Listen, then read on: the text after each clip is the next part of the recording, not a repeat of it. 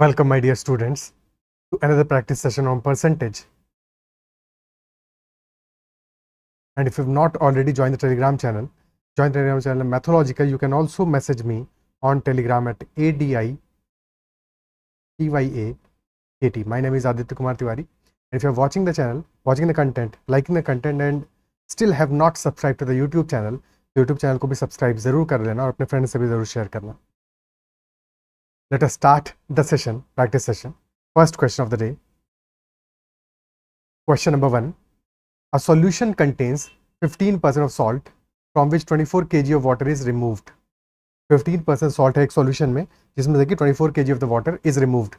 The quantity of salt remains 24% in that solution. Initially the 15%, but since 24 kg of the water is removed, so now the solution that remains is 24%. देखिए salt का concentration 15% initially था, finally हो गया है 24%. We need to find out the initial quantity of the solution. Initially कितना था जब 24 kg हमने वाटर रिमूव नहीं किया था तब. ओके, तो in both the conditions we have salt and water, isn't it so? ठीक है. और second condition we have removed 24 kg of the water. क्या चीज है जो कि चेंज नहीं हुआ है दोनों ही कंडीशंस में? क्या क्वांटिटी चेंज नहीं हुआ होगा? तो quantity of salt must not have changed, water तो चेंज हुआ है. ठीक है. सो इनिशियल सॉल्यूशन अगर हमारा वॉल्यूम V1 था and final volume was V2, तो इनिशियली सॉल्ट कितना था? 15% ऑफ V1 था and finally salt is 24% of V2. And in both these conditions salt must be equal, क्योंकि सॉल्ट तो हमने रिमूव किया नहीं है.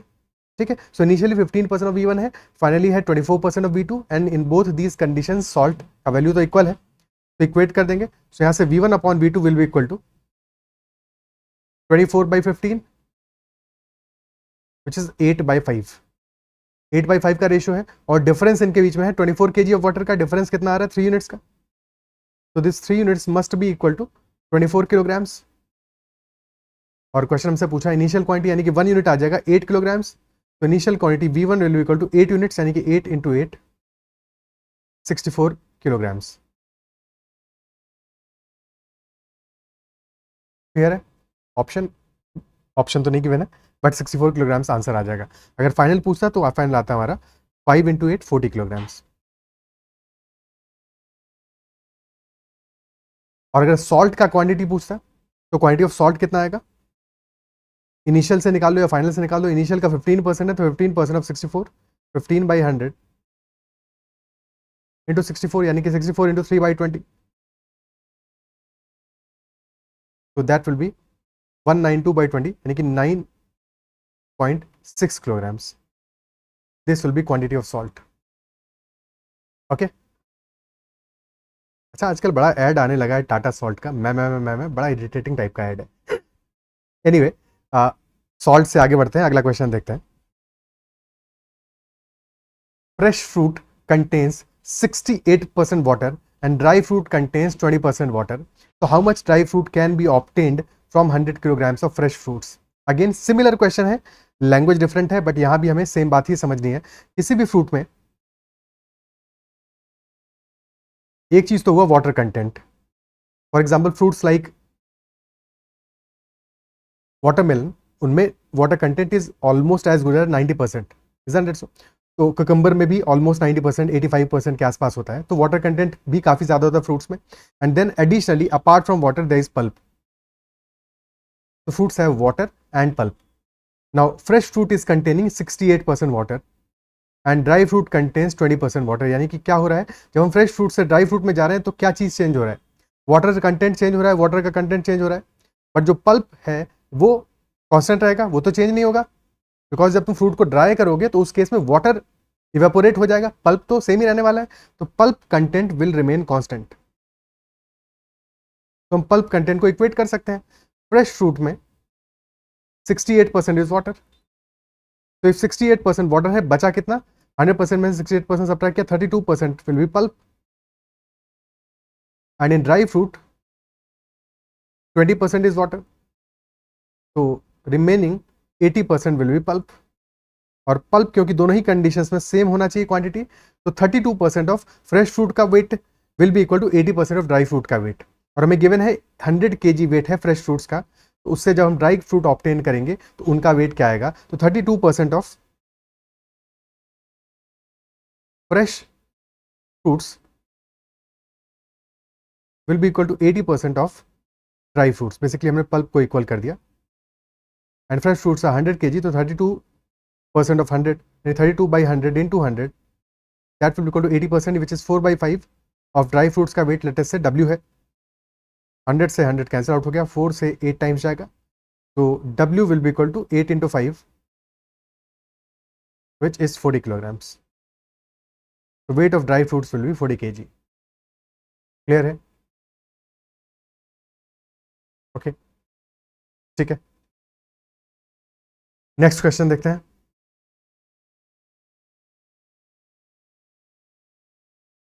Nitin went to a shop and purchased items worth rupees 25.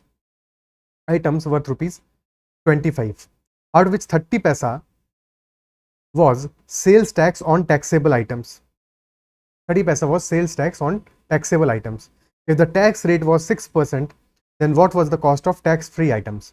Tax-free items का cost क्या होगा? Pause the video and try to solve it. Okay, tax rate given है हमें 6% और tax की value भी given है कितना है? Tax का value is 30 पैसा, 30 पैसा ऑन टैक्सेबल आइटम्स। तो 6% ऑफ जो भी टैक्सेबल आइटम्स का रिवेन्यू रहा होगा, ठीक है, कॉस्ट रहा होगा, 6% of that cost, taxable cost, that is 30 पैसा। तो टैक्सेबल कॉस्ट कितना रहा होगा? दैट विल बी 30 पैसा इज 6%, तो 30 into 100 by 6, so that will be 500 paisa, which is equal to 5 rupees. Okay, question asking what was the cost of tax free items. इस question में गलती होने का गुंजाइश कहाँ पे कि 25 में से 5 को सब्ट्रैक्ट कर दिया और आंसर निकाल दिया 20, बट फर्क क्या है, 5 रुपीज तो हमारा टैक्सेबल कॉस्ट है। तो basically Nitin purchase items of 5 rupees और इस पे एडिशनल टैक्स पे करेगा, बिकॉज 30 पैसा जो टैक्स है तो एडिशनल टैक्स है ना, sales tax on taxable items, तो प्लस 0.3 रुपीज। तो ड्यू टू टैक्सेबल आइटम्स कितना पे किया है उसने? 5.30 रुपीज, और टोटल पे किया है 25 रुपीज। तो डिफरेंस हमारा कितना आएगा? 25 minus 5.30, that will be 19.70 rupees. तो this will be cost of tax free items, 19.70 rupees, option C. क्या बात समझ में आती है? ठीक है, तो कॉस्ट इंक्लूडेड नहीं था, कॉस्ट क्योंकि सेपरेटली था, सेपरेटली था। और जस्ट इन केस कोई क्वेश्चन ऐसा भी हो सकता है जहां पे कि क्या है, कॉस्ट ऑलरेडी इंक्लूडेड है, टैक्स ऑलरेडी इंक्लूडेड है कॉस्ट में ही, उस केस में हम क्या करेंगे, अगर टैक्स रेट गिवन है 6%, टैक्स रेट गिवन है 6% और ऑलरेडी इंक्लूड किया हुआ है, तो इन दैट केस फिर हमें सब्ट्रैक्ट करना पड़ेगा। ठीक है, कि 6% है टैक्स रेट, और फिर क्वेश्चन पूछे कि कॉस्ट विदाउट टैक्स क्या होगा। तो वहां पे हमें पता है कि लेट अस से कॉस्ट अगर 100 होता और 6 रुपीज टैक्स लग रहा है, तो टोटल अमाउंट हो जाएगा 106, and let us say that is equal to 5 rupees, कि 106 यूनिट्स हमारा 5 रुपीज है। तो without cost, without tax cost की वैल्यू क्या होगी? कॉस्ट क्या होगा? 100 की वैल्यू हमें फाइंड आउट करनी है, so that will B 100 by 106 into 5 rupees. अगर हमारा इंक्लूड करके टैक्स वैल्यू दिया होगा तो फिर हमें सेपरेट करना पड़ेगा, ठीक है, तब मामला डिफरेंट हो जाएगा। बट यहाँ पे क्योंकि हमें सेपरेटली टैक्स की वैल्यू दिया है और टैक्स रेट भी गिवन है 6%, तो यहाँ से हमने टैक्सेबल कॉस्ट की वैल्यू निकाल ली और फिर उसको भी सब्ट्रैक्ट कर दिया और टैक्स को भी सब्ट्रैक्ट कर दिया, तो हमें टैक्स फ्री आइटम का कॉस्ट मिल गया। Clear? Okay, next question. In examination 30% of the students failed in Hindi, 20% failed in English, and 16% failed in both the subjects. If there were 200 students, then how many students passed in both the subjects? 30% fail किए हैं हिंदी में, 20% fail किया है English में, और 16% fail किए हैं both subjects में, दोनों ही सब्जेक्ट में 16% फेल किए हैं। ओके, तो अगर हम इसका वेन डायग्राम बनाएं, तो अगर 30% हिंदी में फेल किए हैं, लेट अस से this is a circle which represents those who have failed in Hindi, and that is 30%. And then there is another circle which represents those who have failed in English.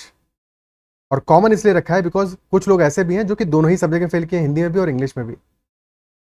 तो English में fail करने वालों का number है 20%, and जो दोनों में fail किए हैं, जो कॉमन पोर्शन आ रहा है हमारा, दैट नंबर इज 16%। ये नंबर 16% है, ठीक है। तो 16% तो कॉमन हो गया हमारा। And if 16% have failed in both the subjects, जबकि टोटल हिंदी में फेल्ड इज 30%, तो 30% माइनस 16% यानी कि 14% आर दो स्टूडेंट्स जो कि सिर्फ और सिर्फ हिंदी में फेल किए हैं, only in Hindi, failed only in Hindi, so that will be 14%. Similarly, English में failed, total is 20%, 16% failed in both. So 20 minus 16, 4% will be the number who have failed only in English. क्या ये बात clear है? यानी कि कितने students total ऐसे हैं which have failed in at least one subject? क्या नंबर आ रहा है उनका? जब भी कभी ऐसा काउंट करना है तो हमें पता है हिंदी वाला जो नंबर है ये तो 30% ऑलरेडी है, ठीक है। सो बस इसमें एडिशनल 4% ऐड कर दोगे, 30 + 4 34% होगा नंबर, या तो तीनों को सेपरेटली ऐड कर दो। अदरवाइज हिंदी के बाहर जो नंबर है 30% + 4% ऐड करके 34%, 34% ऐसे हैं विच है failed at least in one subject, या तो हिंदी में फेल किए या इंग्लिश में या दोनों में फेल किए हैं। यानी कि 100% यानी कि पास्ड इन बोथ कितने होंगे जो बच गए? That will B 100% minus 34% which is 66%। ये वैल्यू परसेंटेज में आया है, हमें कहा है क्वेश्चन में 200 स्टूडेंट्स हैं, तो passed in both will be 66/100 into 200, तो 66 इंटू 2 यानी कि 132 students passed in both. Answer will be 132 students. Is that clear? Okay, ठीक है। Next one, in a class 25% of the students passed in both English and Hindi, 37.5% of the students failed in both the subjects, while 60% students failed in Hindi. The difference between the students who passed in English and those who passed in Hindi is 45. So what is the total number of students in the class? जो हिंदी में पास किए हैं और जो English में पास किए हैं उनका जो डिफरेंस है दैट इज 45, ठीक है। तो हम पास स्टूडेंट्स में वेन डायग्राम अपना बनाते हैं या सर्कल्स बनाते हैं, और हमें गिवन क्या है, 25% of students passed in both English and Hindi. So let us say this is a circle representing those who passed in English and another circle that represents those passed in Hindi. So passed in Hindi. Okay.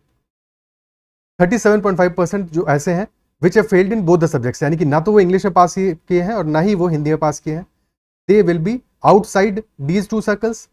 37.5% because they have failed in both the subjects. These have failed in both. Isn't it so? And 25% passed in both the subjects. 25% आ जाएंगे इनके intersection पे, common area पे, ठीक है। और 60% students failed in Hindi. तो अगर 60% students failed in Hindi, what does that imply? What does this imply कि 60% अगर हिंदी में फेल किए हैं यानी कि 40% पास्ड इन हिंदी, इसका ही तो मतलब हुआ। 40% passed in Hindi. And if that is so, 25% have passed both the subjects, यानी कि 15% passed only in Hindi. 15% passed only in Hindi. क्या बात क्लियर है? Also 60% students failed in Hindi. तो यहां से एक और इंटरप्रिटेशन हम ले सकते हैं, that second interpretation will be कि जो फेल्ड इन हिंदी हैं either they failed in both और फेल्ड ओनली इन हिंदी, और फेल्ड बोथ इन बोथ है 37.5%, और टोटल अगर ये नंबर हमारा 60% आ रहा है तो definitely failed only in Hindi कितना होगा, 22.5%। जो फेल्ड ओनली इन हिंदी है, they failed only in Hindi, तो इंग्लिश में पास हुए होंगे, यानी कि दे पास्ड ओनली इंग्लिश 22.5%। अब चाहे तो यहाँ से निकाल लो, या फिर हम ये भी कर सकते थे कि 25% वैल्यू हमें गिवन है, एक सेकेंड, 25% वैल्यू हमें गिवन था those who passed both Hindi and English, 15% those who passed only Hindi, यानी कि 40%, तो यही वैल्यू आ गया, प्लस 37.5%, 77.5% नंबर हमारा आ गया। तो ये जो बचा हुआ नंबर है हमारा, दिस विल बी 100% माइनस 77.5%। तो इस तरह से भी कैलकुलेट कर सकते हो या फिर ऐसे भी कैलकुलेट कर सकते हो। क्लियर है? Okay, then question is saying the difference between the students who passed in English and those who passed in Hindi is 45। तो डिफरेंस हमारा क्या आ रहा है, इंग्लिश में जो पास किए और हिंदी में जो पास किए उनके बीच का डिफरेंस। ओके, इंग्लिश में पास का नंबर कितना है, 57.5%, 47.5%, 47.5%, और हिंदी में पास किए 40%। डिफरेंस है हमारा 47.5% माइनस 40%, दैट इज 7.5%। और 7.5% का नंबर हमें कितना गिवन है, दैट इज 45। तो total number of students in the class पूछा है, 7.5% इज 45, तो 1% कितना आ जाएगा, 1% will be 45 divided by 7.5 which is 15/2, so this will be equal to 6, यानी कि 1% is equal to 6, total number of students will be 600। Clear है।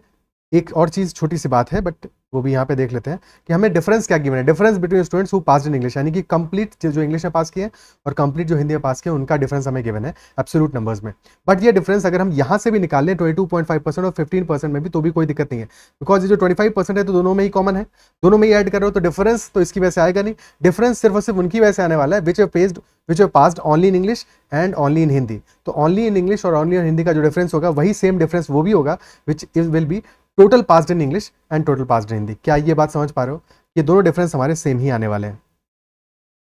ठीक है, तो जस्ट इन केस अगर कभी हमें कॉमन का वैल्यू नहीं भी गिवन होगा और डिफरेंस की वैल्यू गिवन होगा तभी हम स्ट्रेट अवे डिफरेंस निकाल लेंगे। ठीक है, कि only passed only in English, passed only in Hindi की वैल्यू गिवन है, पर्टिकुलर से हमें दोनों में पास होने वाले स्टूडेंट्स का वैल्यू नहीं गिवन होता तो भी हमें डिफरेंस का वैल्यू तो तब भी पता चल जाता। क्या ये बात अप्रिशिएट कर पा रहे हो। ठीक है, तो ये बात भी दिमाग में रखनी है। Next question, in a school 35% of the students play football and 55% of the students are boys. If 40% of those who do not play football are girls, then which of the following can be the number of girls who play football? 35% of the students ऐसे हैं who are playing football and 55% of the students ऐसे हैं which are boys. Okay, ठीक है, तो पहले इसको क्या वेन डायग्राम से करने की कोशिश करें। चलो पहले वेन डायग्राम से ट्राई करते हैं, उसके बाद में सेपरेटली समझेंगे। 35% स्टूडेंट्स प्ले फुटबॉल, तो एक हमने फुटबॉल का गोला बनाया and 55% of students are boys, तो एक बॉयज का सर्कल बना दिया। फुटबॉल प्लेइंग है 35% और बॉयज है 55%, there must be some boys who play football. Question कह रहा है 40% of those who do not play football are girls, 40% of those who do not play football are girls. ठीक है, तो फुटबॉल नहीं खेलने वाले कितने हैं टोटल, फुटबॉल नहीं खेलने वाले टोटल है 35% play football. If 35% are playing football, 65% बच गए, तो दे डोंट प्ले फुटबॉल।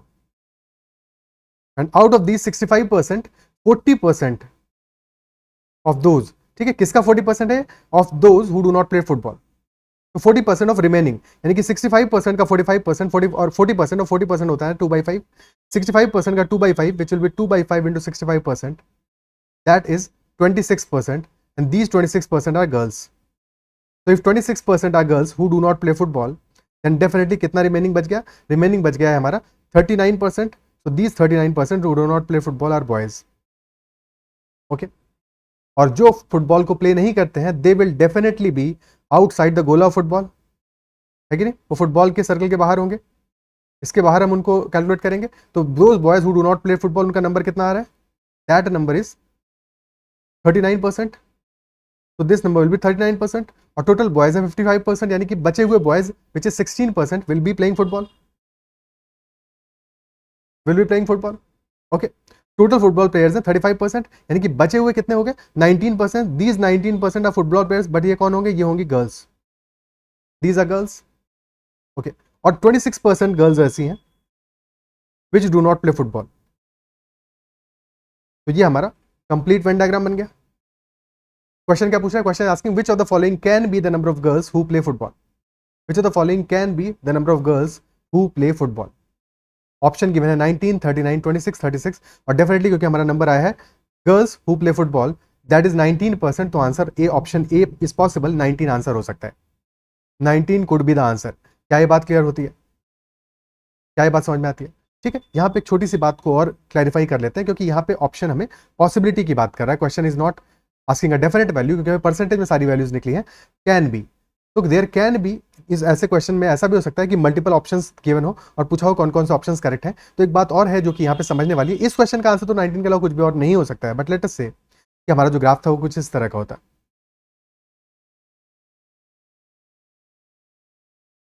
ठीक है, this number was 24%, this was 8%, this was 12% and this was 56%। ठीक है, लेट अस से इस तरह का हमारा ग्राफ बनता। ओके, और क्वेश्चन ये पूछता है कि which of the following can be the number of girls who play football. तो हमारे लिए इंपॉर्टेंट क्या है, अगर हमें गर्ल्स हु प्ले फुटबॉल का नंबर की पॉसिबिलिटी चाहिए तो that number must be N integer.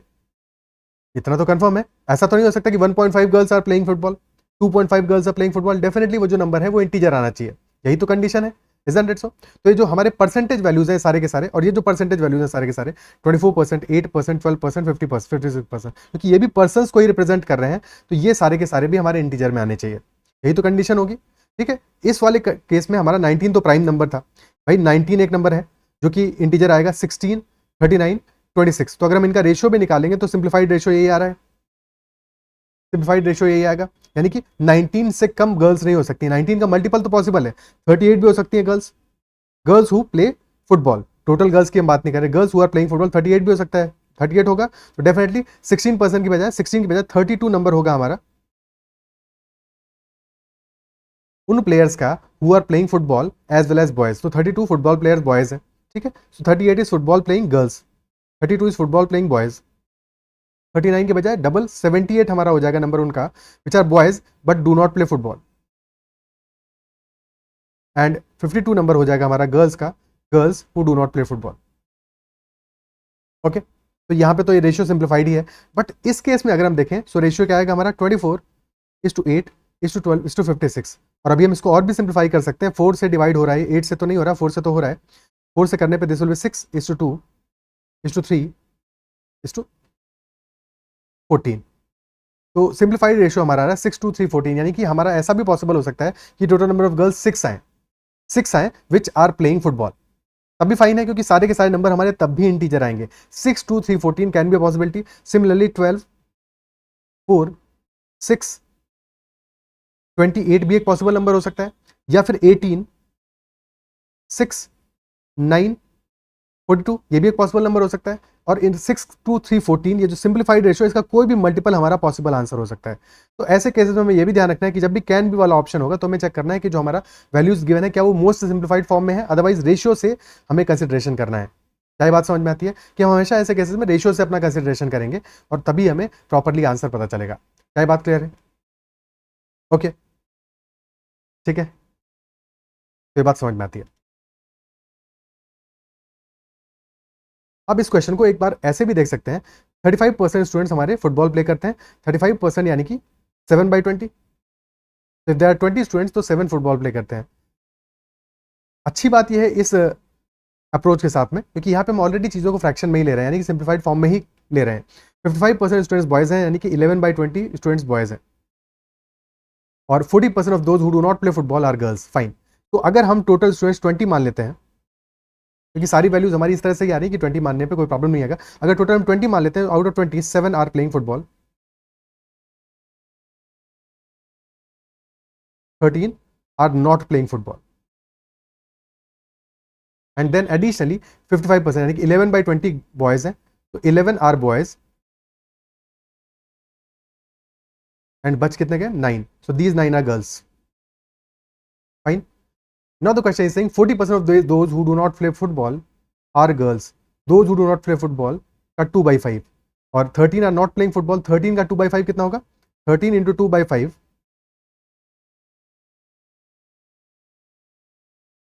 26/5, यानी कि 5.2 आर गर्ल्स, 5.2 आर गर्ल्स। ठीक है, टोटल गर्ल्स है 9, टोटल गर्ल्स 9 है, तो अगर 5.2 girls are not playing football, what does that imply कि इस केस में हमारा फिर कितनी गर्ल्स हैं जो कि फुटबॉल खेलती होंगी, 9 माइनस 5.2, यानी कि girls who play football that will be 3.8,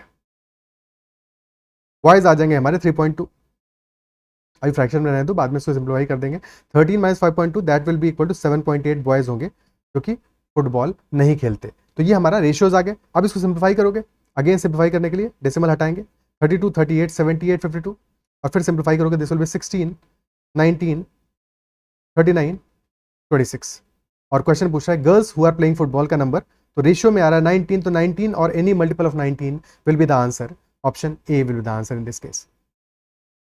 ठीक है, ठीक है, नेक्स्ट क्वेश्चन देखते हैं। A batsman scored 86 runs in 16 balls. If he can score runs in only boundaries, यानी कि या तो फोर्स मारे हैं या फिर सिक्सेस हिट किए हैं, Then find the maximum percentage of runs he can score by hitting fours. Pause the video and try to solve it. 86 runs he has scored in 16 balls. तो क्या वो सारे के सारे 86 रन फोर्स से या फोर्स हिट करके मार सकता है, स्कोर कर सकता है? 86 is not a multiple of 4. This is not a multiple of 4, तो 100% स्कोर तो नहीं कर सकता है. ठीक है, वैसे भी देखें 16 बॉल्स हैं और अगर हर एक बॉल पे वो 4 हिट करेगा तो 16 into 4 only 64 run he can make. That is the maximum possible. ठीक है, कुछ डॉट बॉल भी हो सकती है बट ये मैक्सिमम पॉसिबल स्कोर है. 64 रन ही वो मैक्सिमम बना सकता है इस तरह से. बट रन बनाए उसने 86 रन बनाए, यानी कि उसने धड़ाधड़ सिक्सेस मारे हैं. Is that it so? तो यहाँ पे कुछ तो फोर्स होंगे, कुछ सिक्सेस होंगे. लेट अस से कि फोर्स मारे हैं उसने एक्स और सिक्सेस मारे हैं उसने वाई. ठीक है, फोर्स मारे हैं उसने एक्स, सिक्सेस मारे हैं वाई. तो इक्वेशन हमारा हो जाएगा X plus Y is equal to 16.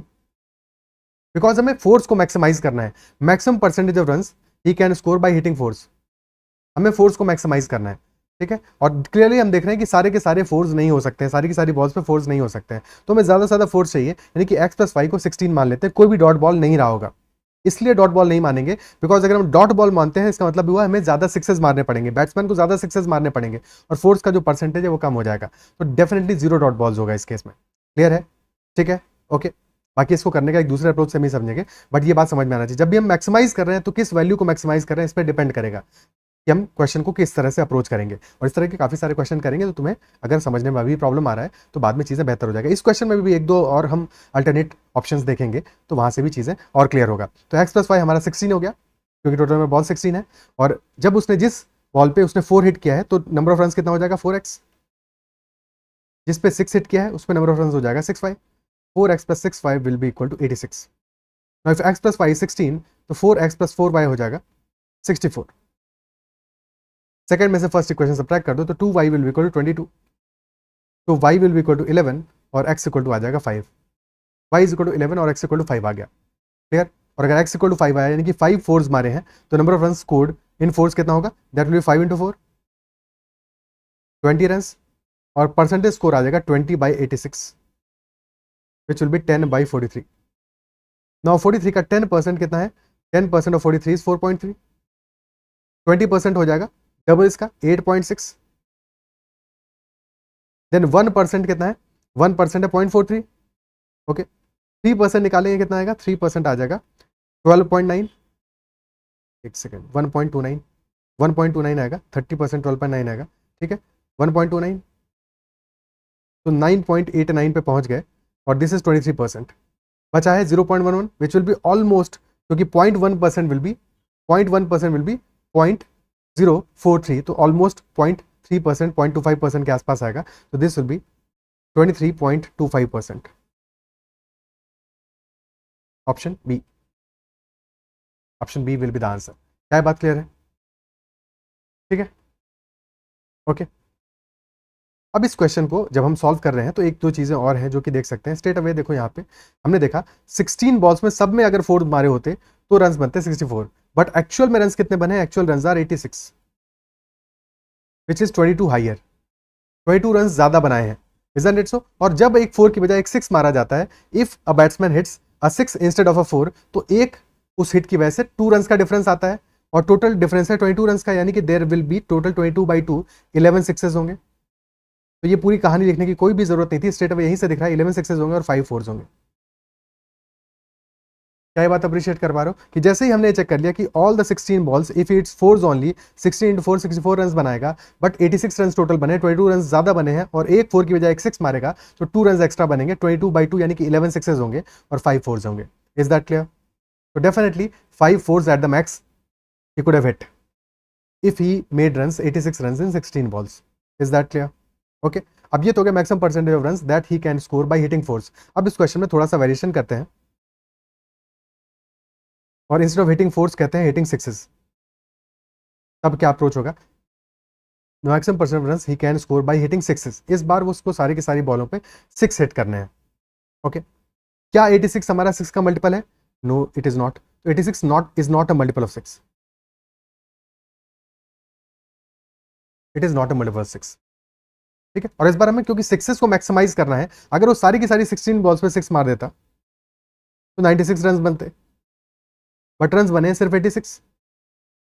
और हमें मैक्सिमाइज करना है सिक्सेस को मैक्सिमाइज करना है। तो क्या अप्रोच हो सकता है, अगर वो भाई 86 है, एक 4 मान दिया लेटर से उसने, तो 82 प्लस 4 हो जाएगा। अगेन 82 भी मल्टीपल नहीं है, 78 प्लस 8 करोगे तो yes 78 is a multiple of 6। 78 एक 6 का मल्टीपल यानी कि 13 सिक्सेस मारे प्लस 2 फोर्स मारे तो मामला बन जाएगा अपना। Isn't it so? ठीक है, हर एक बॉल पे हिट करना जरूरी नहीं है, वेरी इंपॉर्टेंट। क्वेश्चन ये नहीं कह रहा है कि उसने सिर्फ और सिर्फ फोर्स और सिक्सेस मारे, ये तो कह रहा है, बट कोई भी डॉट बॉल नहीं रही, ऐसा नहीं कह रहा है। तो इस केस में हमारा 13 बॉल्स पे 6 आया है, 2 बॉल्स पे 4 आया है, और एक बॉल ऐसा होगा जो कि डॉट बॉल है, 0 रन आया है, यानी कि this is a dot ball. Okay, अगर डॉट बॉल नहीं रहता तो जैसे हमने प्रीवियस क्वेश्चन में किया था ठीक वैसे ही करते, तो 11 सिक्सेस होते और 5 फोर्स होते उस केस में, बट डॉट बॉल का पॉसिबिलिटी है। तो ऐसे केस में क्योंकि मैक्सिमम परसेंटेज हमें क्या चाहिए, सिक्सेस का चाहिए, तो हमें डॉट बॉल से कंसर्न नहीं है। हमारा कंसर्न बस इतना है कि we have to hit as many sixes as possible. हमें एज मेनी सिक्सेस काउंट करने हैं जितने की पॉसिबल हो। तो 13 is the maximum possible number of sixes, because sixes के अलावा फोर्स ही मार सकता है।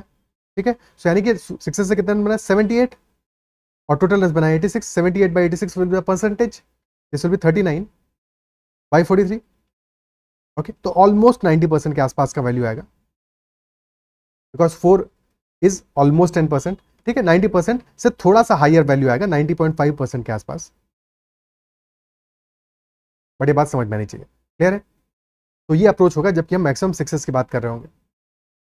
समझ में आती है बात ये? ओके, नेक्स्ट क्वेश्चन में बढ़ते हैं।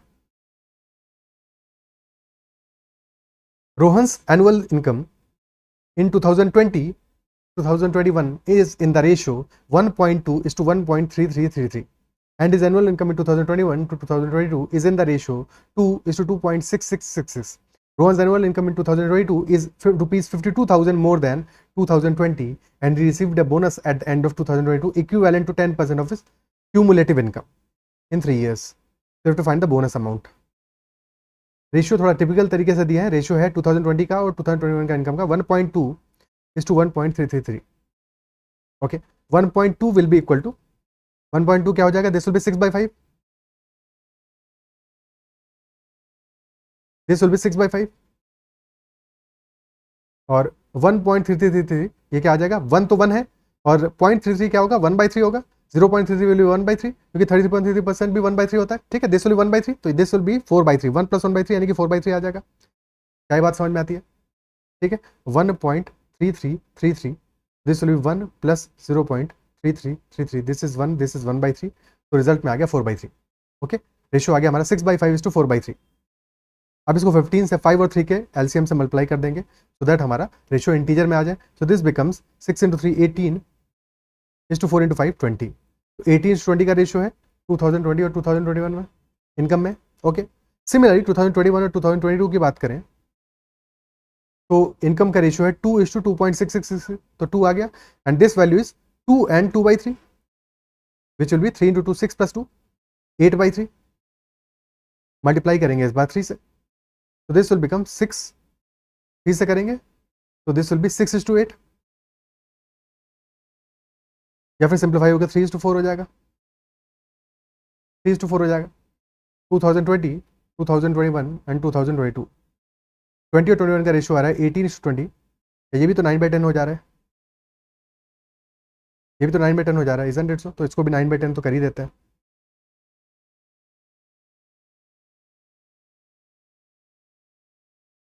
भाई ये भी तो सिंप्लीफाई हो रहा है 9/10। ठीक है, सो 9 और 10 का रेशियो आ गया, और 3 और 4 का रेशियो आएगा 2021 और 22 में, तो this will B 27 is to 30 is to 40। तो 20, 21 और 22 का जो रेशियो आएगा इनकम का, that is 27 is to 30 is to 40। और question is saying Rohan's annual income in 2022 is rupees 52,000 more than 2020। Difference कितना आ रहा है, डिफरेंस है 27 और 40 के बीच में 13 यूनिट्स का, and this 13 units is equal to 52,000, यानी कि 1 यूनिट इज इक्वल टू 4,000। और टोटल समेशन कितना है, 27 + 30 57 + 40 97 units, 97 units. Isn't it so? और 1 यूनिट कितना है 4000 के बराबर, तो 97 इंटू 4000 कर दोगे, क्यूमुलेटिव इनकम आ जाएगी 3 ईयर्स की, that will B 3,88,000 cumulative income. और बोनस अमाउंट है 10% ऑफ दिस इनकम, 10% यानी कि 1/10, तो बोनस अमाउंट हो जाएगा 38,800।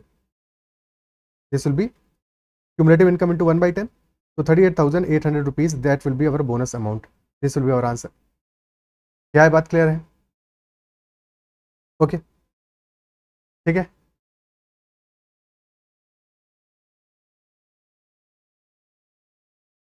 तो इतना ही रखते हैं आज के सेशन में। आई बिलीव सेशन में जो भी क्वेश्चन हमने डिस्कस किए वो सारे के सारे समझ में आएंगे, कहीं पे भी कोई डाउट नहीं रहा होगा। फिर भी कहीं पे डाउट रहा हो तो कमेंट में जरूर मेंशन करना। अगर अब तक टेलीग्राम चैनल नहीं ज्वाइन किया है तो ज्वाइन कर लेना। अगर सेशन पसंद आए तो उसको लाइक जरूर करना है। अगर अब तक चैनल सब्सक्राइब नहीं किया है तो जरूर करना। अपना फीडबैक अप्रिसिएशन भी जरूर देना, कमेंट में मेंशन करना, और प्रेफरेंस से भी अगर पॉसिबल हो तो जरूर शेयर करना, ठीक। और ग्रुप्स में ही फैला दो, ऐसे तुम्हारे लिए कंटेंट इतना बढ़िया बना रहा हूँ। तो अगर फिर भी कहीं पे डाउट रहता है, तुम्हें कोई क्वेरी है, कोई कंसर्न है, कोई क्वेश्चन है, तो definitely feel free to ask. That's all for this session. Bye bye, take care.